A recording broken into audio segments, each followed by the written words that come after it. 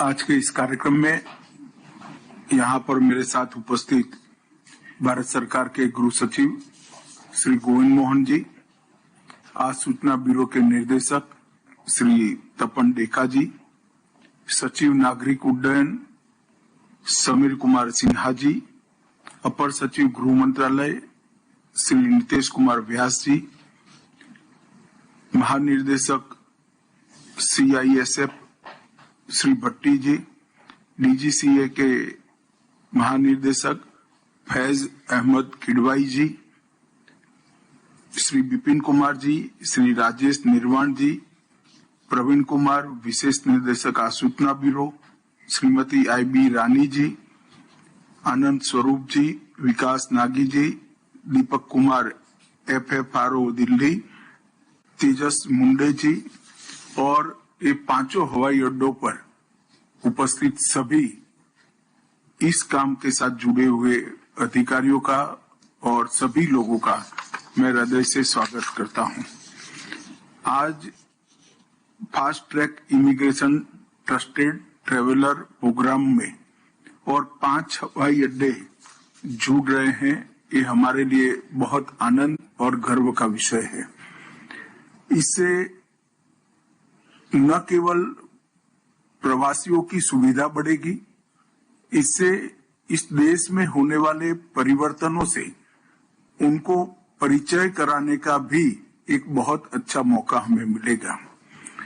आज जिस दिन हम ये सुविधा का उद्घाटन कर रहे हैं, उसी दिन 132 साल पहले 1893 में शिकागो में स्वामी विवेकानंद जी ने अपना महान भाषण दिया था और हमारे देश की संस्कृति और सनातन धर्म का एक प्रकार से धर्म संसद के अंदर पूरे विश्व को बहुत संक्षिप्त में परिचय कराया था और उसी समय से हमारी संस्कृति का एक प्रकार से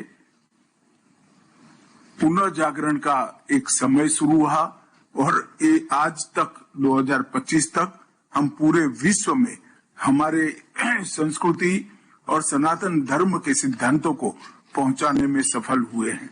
आज युग प्रवर्तक स्वामी विवेकानंद जी को मैं मनपूर्वक श्रद्धांजलि देना चाहता हूं और उन्होंने जो रास्ता दिखाया है, उसी रास्ते पर हम सब आगे बढ़ते हुए इस देश के गौरव गान में हमेशा के लिए जुड़ते रहेंगे, ऐसी आशा भी व्यक्त करता हूं। आज fast track immigration trusted traveller programme के उद्घाटन कार्यक्रम में हम सब वर्चुअल माध्यम से जुड़े हैं।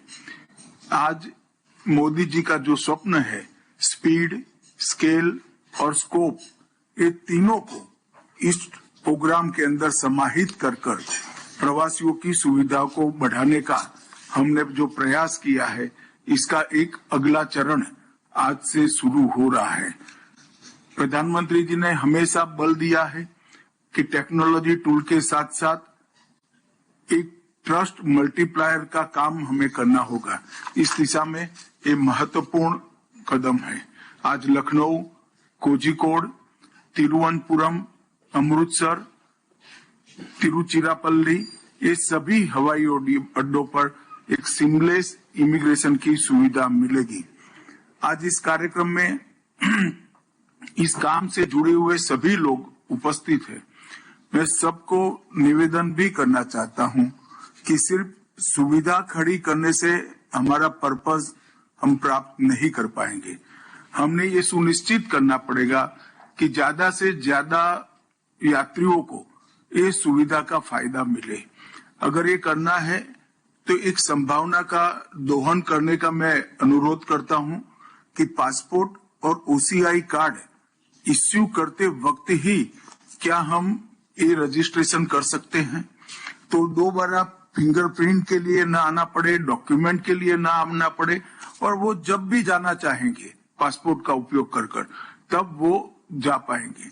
तो मुझे लगता है कि इसकी भी टेक्नोलॉजिकल संभावनाओं को पूरा तराश कर हमने मैक्सिमम लोग इस प्रोग्राम का फायदा उठा पाए, इस दिशा में आगे देखना पड़ेगा। इससे भारतीय नागरिकों को तो फायदा होता ही है, परंतु सबसे ज्यादा फायदा ओसीआई कार्ड धारकों को होने की संभावना है। तो ओसीआई कार्ड धारकों को ओसीआई कार्ड इश्यू करने के साथ ही इसमें रजिस्ट्रेशन की कार्यवाही किस प्रकार से हो जाए और पासपोर्ट के लिए भी आगे सोचना होगा। तो इस तरह से टेक्नोलॉजी की सारी संभावनाओं को ध्यान में रखकर हमें आगे इस प्रोग्राम को बढ़ाने के लिए काम करना चाहिए। Fast track immigration, trusted travel programme, convenience और नेशनल सिक्योरिटी दोनों को बढ़ावा देने वाला एक प्रकार से कार्यक्रम है। 2024 में दिल्ली से उसका शुभारंभ हुआ, फिर मुंबई, चेन्नई, कोलकाता, बेंगलोर, हैदराबाद, कोचीन और अहमदाबाद एयरपोर्ट इसमें शामिल हुए और आज ये 5 एयरपोर्ट फिर जुड़ रहे हैं। तो कुल 13 एयरपोर्ट का एक साथ आज कार्यवाही शुरू हो रही है।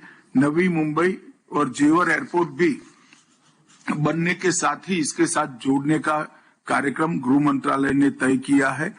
तो ये 13 एयरपोर्ट पर सभी यात्रियों को आज से ये सुविधाएं मिलेगी। ये हम सब के लिए आनंद का विषय है। अब तक जितने लोगों ने भी ये सुविधा का उपयोग किया है, सबने इस सुविधा के लिए अच्छा भाव भी व्यक्त किया है, प्रशंसा भी व्यक्त की है। उनकी सुविधा में सुनिश्चित रूप से बड़ा फायदा हुआ है। कोई लंबी लाइन नहीं, कोई मैन्युअल चेकिंग नहीं, कोई विलंब नहीं, सिर्फ 30 सेकंड में इमिग्रेशन क्लियरेंस मिलता है। मेरे हिसाब से ये बहुत बड़ी उपलब्धि होगी।